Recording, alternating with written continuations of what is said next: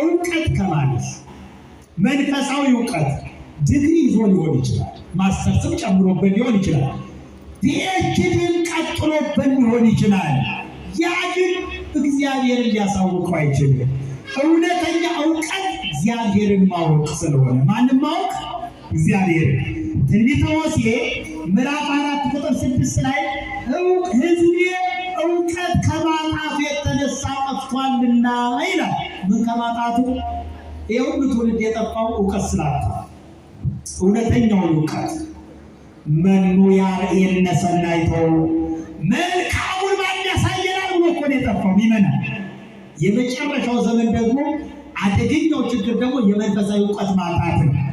አመፅ ረሃበ ወጽማ አኮ ረሃበ ወአኮ ጽማማይ አላ እንሰሚዐ ቃለ እግዚአብሔር። በትውልዱ ላይ ረሃብና ጥም አመጣለሁ። ረሃብና ጥሙ የውሃና እህል አይደለም፣ የቃለ እግዚአብሔር ረሃብ ነው ይላል። የምን ረሃብ? የሚያስተምሩ መምህራንን እወስዳለሁ፣ የሚተረጉሙ ሊቃውንትን እወስዳለሁ። ምድሪቷ ምድረ በዳ ትሆናለች ማለት ነው። አያችሁ፣ ዛሬ የሚያስተምረን እያለ እንኳን ለመማር አልታደልም። ነገ ወይ የሚያስተምር ብለን ልንማጸን እንችላለን። ለምን ከተባለ ዘመኑ ክፉ ነው። ታውቁታላችሁ፣ ዘመኑ ክፉ ነው። ዛፉ እየተቆረጠ ነው። ለምን ከተባለ ወፎቹ እንዳያርፉ፣ ወፎቹ ምዕመናን ናቸው። ስለዚህ ቤተ ጉባኤ እንዲፈታ፣ ገዳማት እንዲፈልሱ ይደረጋል። ይሄ ምንድን ነው? ድንቅ ይመጣዋል ትውልዱ። ድንቁ ምንድን ነው ከተባለ የቃለ እግዚአብሔር ድንቅ ነው። እናስተምራለን የምንለው ጉባኤ ቤት ሳንውል ሚስጥር ሳናደላድል ራሳችን ሳንማር እናስተምር ብለን መድረኩ ላይ እንወጣለን። ያልተማረ ሲያስተምር ደግሞ የሚያጠፋው ይበልጣል።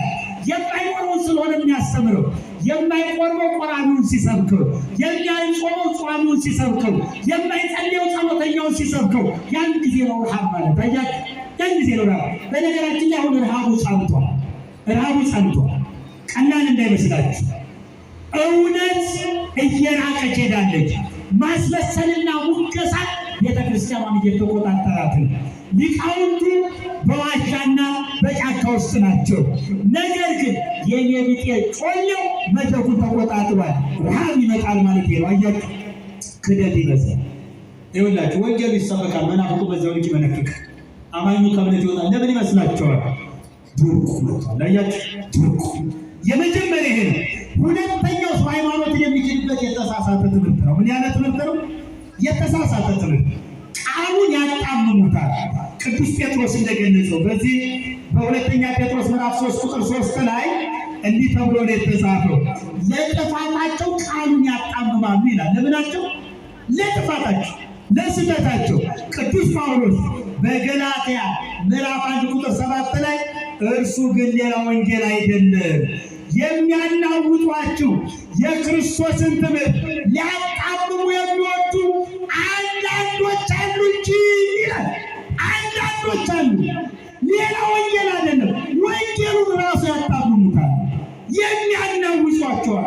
ቃሉን እያጣምሙ መጽሐፉን ተሸክመው አይኖሩትም፣ አይረዱትም፣ አይተረጉሙትም። እነሆ ሌላ ወንጌል አይደለም፣ የሚያናውጧቸው። አናወጡት እኮ ትውልዱ፣ በጥቅስ አናወጡት። ቲክቶክ ላይ ወጡ አሳሳቱ ትውልድ ብናል አናወጡት። አሁንማ እኮ የቲክቶክ መምህር መከራው ነው። ትንሽ ያለው እንቅልፍ የለው፣ እሷን ይዞ አደባባይ ይወጡ። ሊቃውንቱ ዝም ስላለ በቃ ይሄን ትውልድ ደግሞ ይነደዋል። እንደምን ያሉት እኮ ነው ለምናገር በሌለ ባልተጻፈ ባልተተረጎመ ባልተወረ ሕይወት ያጣምሙታል ቃሉ። ነገር ግን እኛ ብንሆን ወይም ከሰማይ መላእክት ከሰበክንላችሁ ወንጌል የሚለይ ወንጌል ማንም ቢሰብክላችሁ የተረገመ ይሁን። ምን ያለ ይሁን? እኛም ለይተን ከሰበክናችኋል፣ ገልብጠን ከሰበክነው፣ ትናንት የነገርናችሁን እውነት ቀይረን ከመጣን አትቀበሉ ማለት ትናንት እንዲህ ይላሉ አንዳንዶቹ ማለት አይ ቀድሞ ተሳስቼ ነበር፣ አሁን ግን አረኛዋለሁ በቅቻለሁ ይሏቸዋል። አያችሁ፣ ከተሰበከው ወንጌሎች ተገልብጦ ሊመጣ አትቀበሉ። ሊመጣ በደንብ አስተውሉ። አሁን እያለማመድ ነው፣ በጣም እየተለማመድ ነው ትውልዱ። ስለዚህ ሁለተኛው የተሳሳተ ትምህርት። ሶስተኛው ሰው ሃይማኖቱን ሊክድበት ፍቅረ ነዋይ። ምንድን ነው ፍቅረ ነዋይ? በይበልጥ በዚህ ዘመን ብዙዎች ወደ ሰይጣን አምልኮ እየሄዱ ነው። ወደ ምን እየሄዱ ነው? የኢሉሚናቲ አባል ታውቃላችሁ። አሁንማ ድሮ ቪዲዮ አልነበረም የሚለው አሁን በቀጥታ እኔ የዚህ ማህበር አባል በመሆን ያገኘሁትን ጥቅም ልንገራችሁ።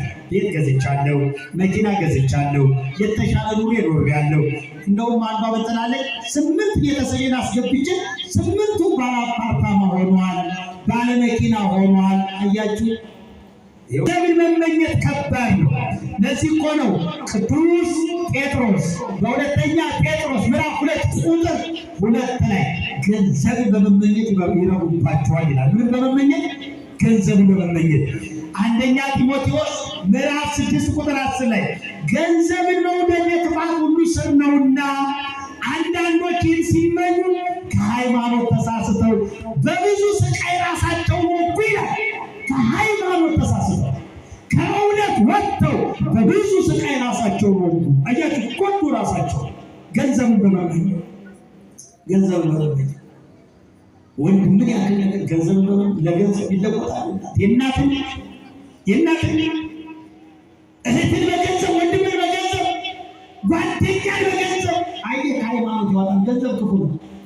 ስራው አገኘው፣ ግን ስሰራው በትክክል ስራ በትክክል አገኘው። አስራት በኩራቱን አውጥታል ለነቢያን መስሙታ ይሁን። ከዛ ውጭ ገንዘብ አንተን የሚያጠፋ ከሆነ እውነቴን ነው የምልህ፣ ገንዘብ አንተን የሚያጠፋ ከሆነ። ስለዚህ ሶስተኛው እሱ ነው። አራተኛው የአጋንንትን ትምህርት በመስማት ነው። የምንን ትምህርት? አሁን የአጋንንት ትምህርት በጣም ይሰበካል። አጋንንት በቀጥታ ሳይሆን በማደሪያዎቹ ይሰብካሉ አጋንንት።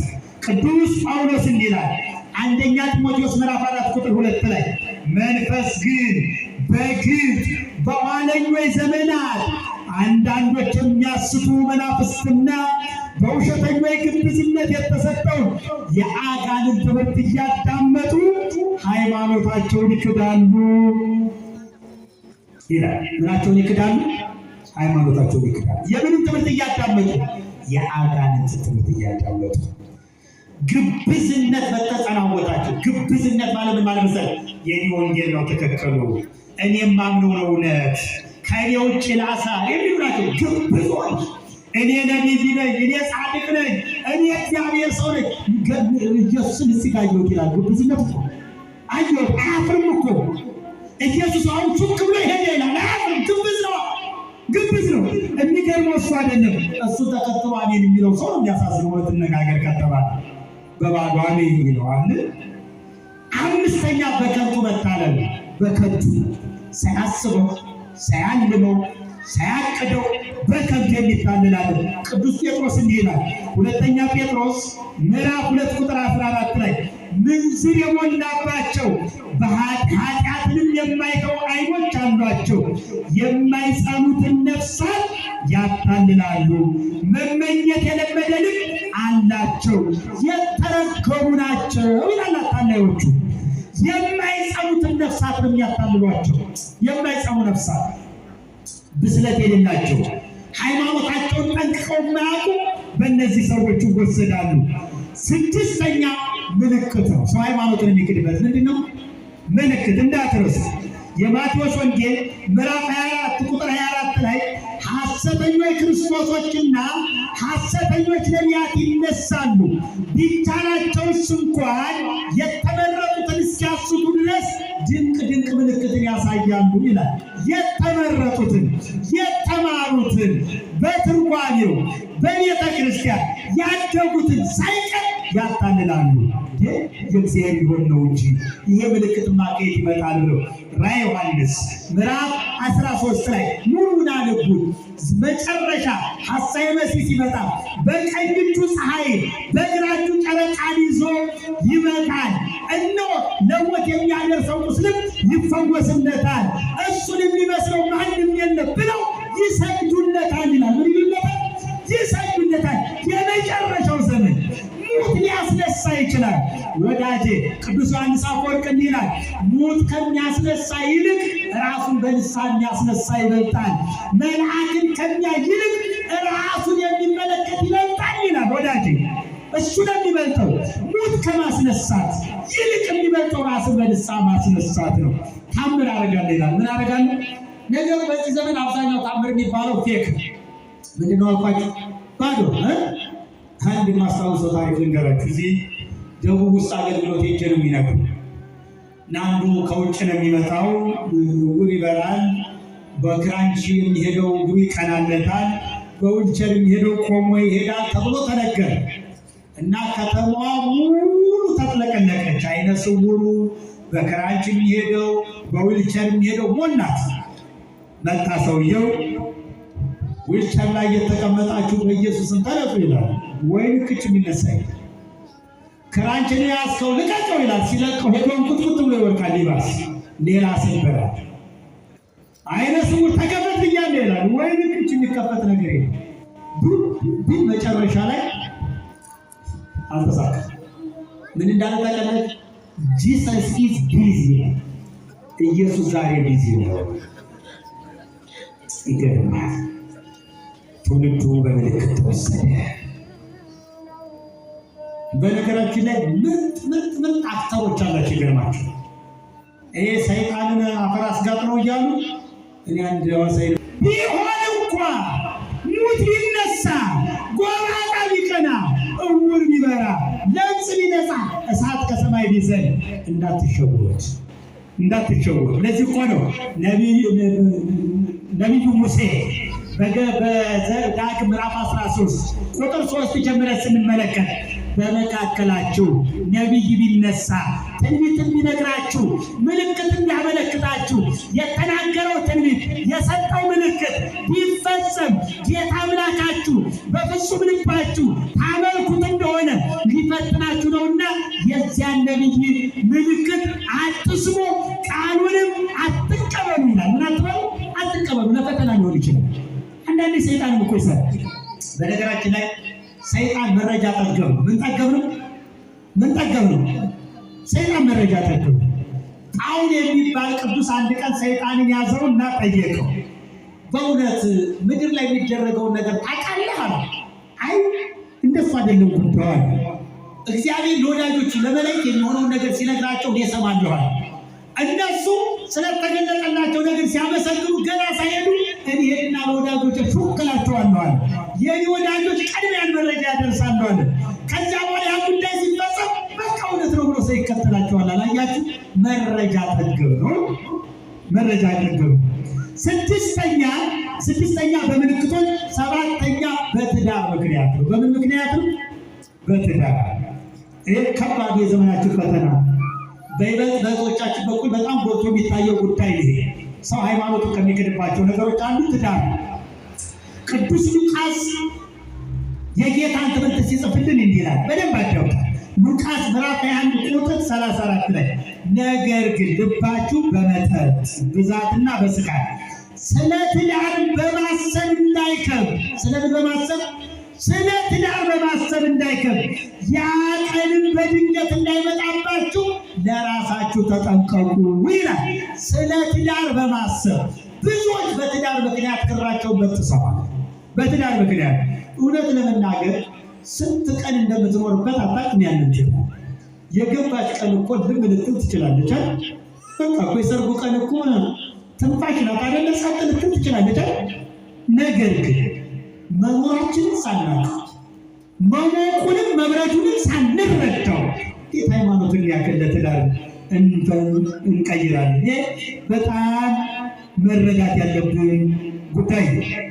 ስለዚህ በትዳር ምክንያት ከሚመጡ ምንፍቅናዎች ራሳችንን ልንጠብቅ ይገባል። ከዛ አንፃር ስምንተኛ ከሐሰተኞች ትምህርት የተነሳ ከምን የተነሳ? ከሐሰተኞች አስተማሪዎች የተነሳ ማቴዎስ 24:75 ላይ ብዙዎችን የክርስቶስ ነኝ እያሉ በስሜ ይመጣሉ፣ ብዙዎችንም ያስታሉ ይላል። ብዙዎች ምን ይላሉ? ያስታሉ።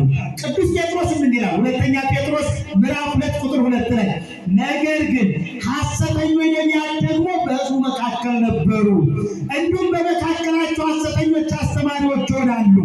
እነሱ የዋጃቸውን ጌታ እንኳ ክደው የሚፈጥን ጥፋትን በራሳቸው እየሳቡ የሚያጠፋ ኑፋቄን አሾልከው ያገባሉ። ብዙዎች በመዳራታቸው ይከተሏቸዋል። ይረግጧቸዋል።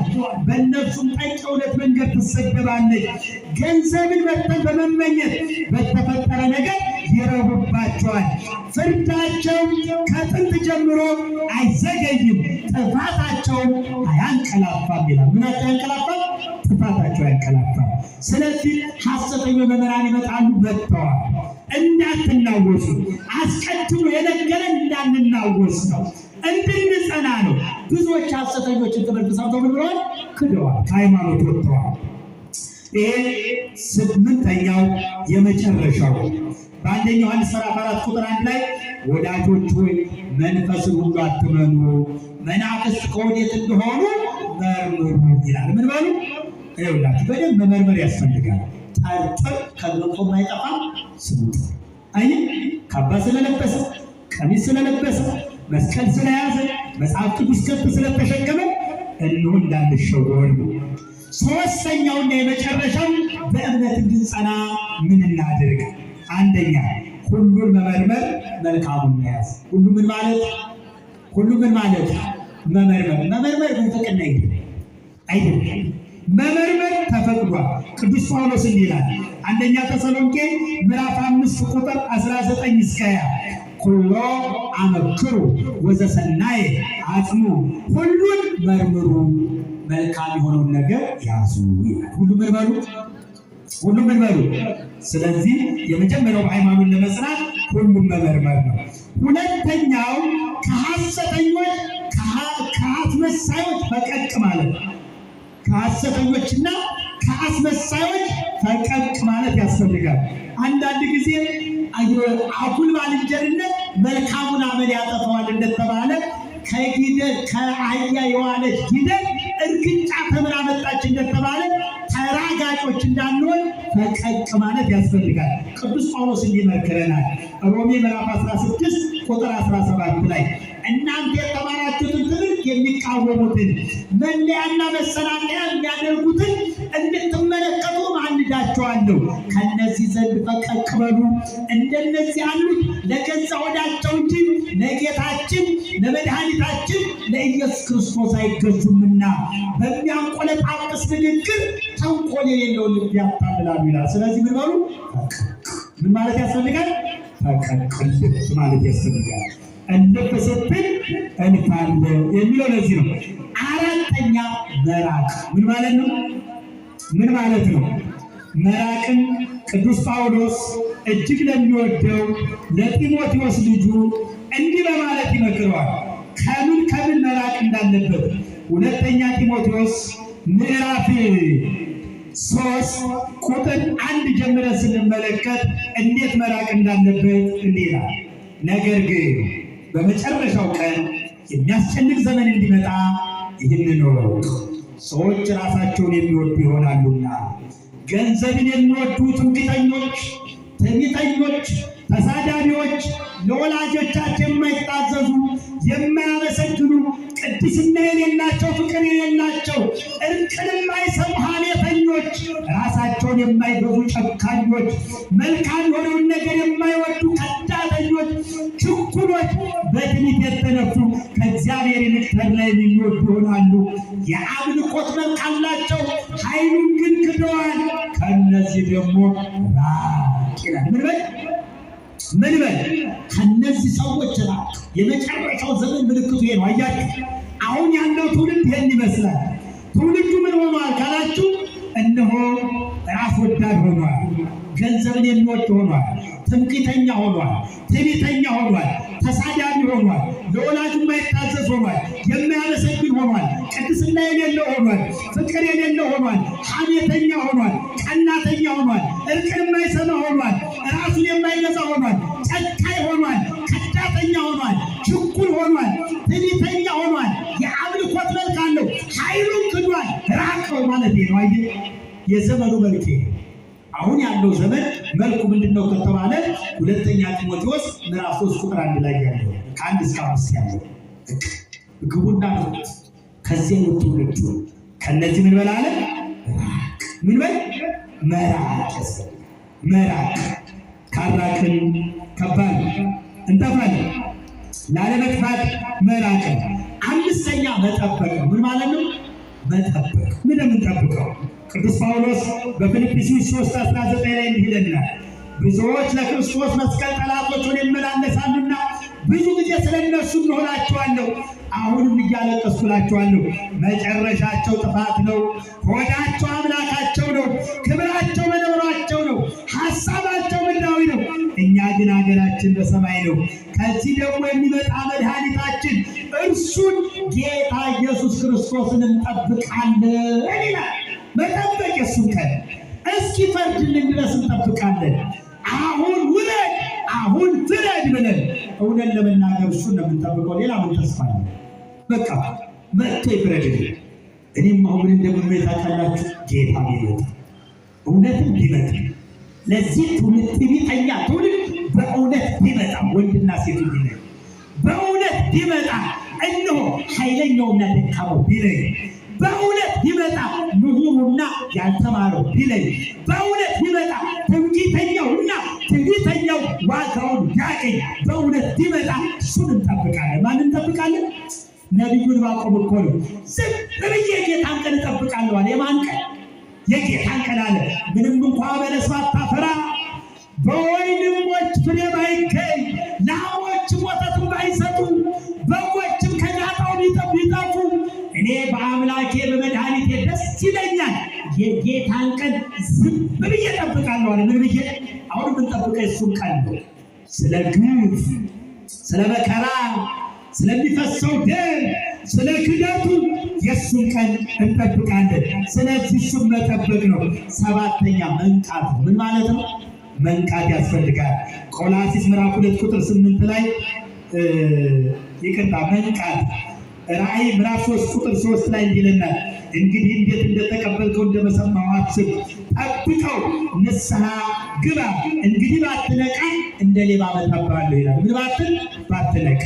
በንስሐ እንንቃ፣ በጾም እንንቃ፣ በጸሎት እንንቃ፣ በትሕትና እንንቃ፣ በፍቅር እንንቃ። መንቃት ነው። ስምንተኛውና የመጨረሻው በተቀደሰች ሃይማኖት ራሳችንን ማነጽ። የትምህርታችን ርዕስ ቅዱስ ይሁዳ በመልእክቱ ቁጥር 20 ላይ እንዲህ አለ፣ በተቀደሰች ሃይማኖት ራሳችሁን እነጹ አለ። በተቀደሰችው ሃይማኖት በተዋህዶ ሥጋውን ደሙን እንቀበል። በተቀደሰችው ሃይማኖት ተዋህዶ ጸንተን ንስሐ እንግባ። ከአባቶቻችን ጋር እንቀራረብ፣ ከካህናቱ ጋር እንቅረብ። ካህናቱና እኛ ያለን ግንኙነት ይጠንክር። በመንፈሳዊ ሕይወታችን እንተያየቅ፣ ራሳችንን እንቀድስ። በሥጋው በደሙ በጾም በጸሎት በንስሐ በየዋህነት በበጎነት ለእኔስ ወደ እግዚአብሔር መቅረብ ይሻለኛል መታመኛ የእሱ ነው እንዳለ ወደ እሱ ቀርበን ራሳችንን እንቀድስ። አምላካችን እግዚአብሔር ራሳችንን ቀድሰን በሃይማኖት ጸንተን በምግባር በርትተን በዚህ ዓለም እሱን ደስ አሰኝተን በወዲያኛው ዓለም የማታን እርሱን መንግሥቱን እንዲዋርሰን የእሱ መልካም ፈቃድ ይሁንልን። የሰማነውን በልቡናችን ያሳድርልን። ቀሪ ጊዜያችንን ይባርክልን።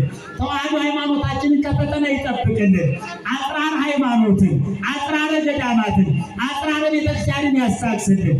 ወላዲተ አምላክ ከፊት ትምራችሁ፣ ከኋላ ትከተላችሁ፣ በቀኝ በግራ ሆና ትጠብቃችሁ። ዛሬ ከመከራ ከስደት የተመለሰችበት ነውና ቤተ ክርስቲያንም ከስደት ትመልስልን፣ ከመከራ ታሳርፍልን፣ ከፍርሃት ታሳርፍልን፣ ከጭንቀት ታሳርፍልን። ቅዱስ ገብርኤል፣ ቅዱስ ሚካኤል፣ መላእክት፣ ሊቃነ መላእክት ከፊት ከኋላ ይቆሙላችሁ፣ በቀኝ በግራ ይጠብቋችሁ፣ በሃይማኖት ያጽኗችሁ፣ መተናንጣችሁ። ወስብሐት ለእግዚአብሔር።